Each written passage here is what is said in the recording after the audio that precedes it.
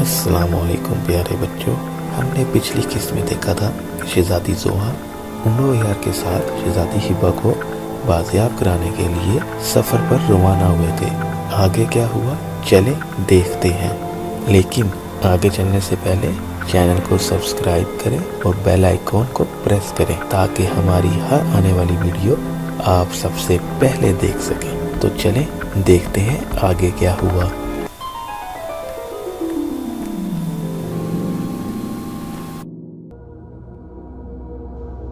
और फिर उमरो अयार और शहजादी जोहा अलग अलग घोड़ों पर सवार होकर शुमाली पहाड़ियों की तरफ चलने लगे, जहां दिपाचा जादूगर ने अपना महल बना रखा था। उमरो अयार ने महल से रवाना होते वक्त ही जमील के मुहाफिज बोने से दिपाचा जादूगर के बारे में मालूम कर लिया था। मुहाफिज बोने ने उमरो अयार को बताया था कि दिपाचा जादूगर ने मुल्क के चमन से सैकड़ों मील दूर शुमाली पहाड़ियों में अपना एक महल बनाया हुआ है, जहां वो अपने गुलामों और कनीजों के साथ रहता है।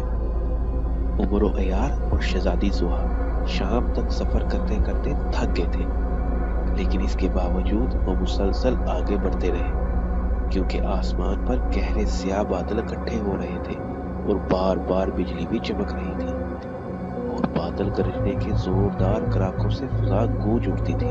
उमरो अयार और शहजादी जोहा की कोशिश थी कि वो बारिश शुरू होने से पहले ही किसी महफूज मुकाम पर पहुंच जाए, मगर दूर दूर तक कहीं ऐसी कोई जगह नजर न आ रही थी जहां वो बना ले सके। शहजादी साहिबा, अब क्या करें? कोई ऐसी जगह नजर ही नहीं आ रही कि जहां हम बारिश शुरू होने से पहले पहले पहुंच जाएं। उमरो यार ने शहजादी जोहा से कहा, उमरो, अल्लाह ने चाहा तो हम जल्द ही किसी महफूज मुकाम पर पहुंच जाएंगे, तुम आगे बढ़ते चलो। शहजादी जोहा ने मुस्कुराते हुए कहा। उमरो यार शहजादी जोहा की हिम्मत की दाद देने लगा। शहजादी को बारिश और बिजली के कड़कने से जरा भी खौफ न आ रहा था, जबकि उमरो अयार के चेहरे पर घबराहट भरे तासुरात उभर आए थे। इसे आसमानी बिजली से बहुत डर लगता था। काफी दूर आने के बाद उमरो अयार को एक झोपड़ी दिखाई दी जो एक मैदान में बनी हुई थी। शहजादी ने भी झोपड़ी देख ली, इसलिए दोनों ने अपने घोड़ों का रुख इस झोपड़ी की तरफ कर दिया। उमरो और शहजादी जोहा ने घोड़े एक तरफ खड़े कर दिए। उमरो अयार और शहजादी जोहा झोपड़ी के अंदर दाखिल हो गए, क्योंकि वो एक लंबा सफर करके आए थे, इसलिए थक गए थे। इसलिए दोनों ने ही आराम करने को तरजीह दी। झोपड़ी बिल्कुल खाली थी, इसलिए उन्होंने जमीन को ही अपना बिस्तर बना लिया। बाहर बारिश के साथ साथ बिजली भी कड़क रही थी, जिसकी वजह से सर्दी में इजाफा हो गया था। इन्हें झोपड़ी में रुके हुए काफी देर हो गई थी, मगर बारिश रुकने का नाम ही ना ले रही थी। इसी लम्हे इन्हें झोपड़ी के बाहर कदमों की आहट सुनाई दी, तो दोनों चौंक पड़े। उमरो के चेहरे पर खौफ के साए लहराने लगे। इनका ख्याल था कि झोपड़ी के बाहर कोई दरिंदा मौजूद है। ओह, बाहर कौन हो सकता है? शहजादी जोहा ने सरसराती आवाज में कहा। शायद कोई दरिंदा है जो हमारी खुशबू सूंघकर इस तरफ आ गया है, उमरो ने कहा। दरिंदा? शहजादी जोहा ने चौंक कर उमरो को देखते हुए कहा।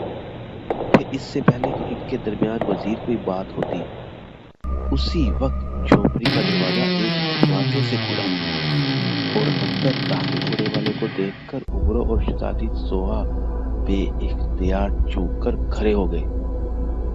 वो एक इंतहाई खौफनाक इंसानी ढांचा था, जिसकी सिर्फ हड्डियां ही हड्डियां थी। खाल नाम की कोई चीज इसकी हड्डियों पर नजर नहीं आ रही थी, और ढांचे के पूरे बदन पर खाल की बजाय आग के शोले लिपके हुए थे। कौन हो तुम? उमरो ने परेशान लहजे में कहा, मगर सुर्ख ढांचे ने उमरो की बात का कोई जवाब न दिया। इससे पहले कि उमरो और शहजादी जोहा सुर्ख ढांचे से मजीद कोई बात करते, सुर्ख ढांचे ने आग का गोला उमरो अयार और शहजादी जोहा की तरफ फेंका, तो थोड़ी ही देर में उमरो अयार और शहजादी जोहा स्याह धुएं के बादलों में कैद हो गए। उमरो और शहजादी जोहा ने स्याह धुएं से निकलने की कोशिश की, मगर वो इसमें कामयाब न हो सके। अचानक उमरो और शहजादी जोहा को ऐसा महसूस हुआ जैसे इन दोनों के पैरों तले से जमीन निकल गई हो। उनके चमन से सैकड़ों मील दूर काले पहाड़ों के तवील सिलसिले फैले हुए थे। ये पहाड़ दूर दूर तक फैले होने के साथ साथ स्लेट की तरह बिल्कुल सीधे थे। इन्हीं पहाड़ों में से एक बड़े पहाड़ के पीछे मगरिब में पत्थर का एक बहुत बड़ा महल बना हुआ था, जिसके एक कमरे में एक इंतहाई बद शक्ल और लंबे चेहरे वाला जादूगर टहलने में मसरूफ था। इस जादूगर का नाम तिप्पाचा जादूगर था। इसके टहलने का अंदाज ऐसा था जैसे इसे बेचैनी से किसी का इंतजार हो।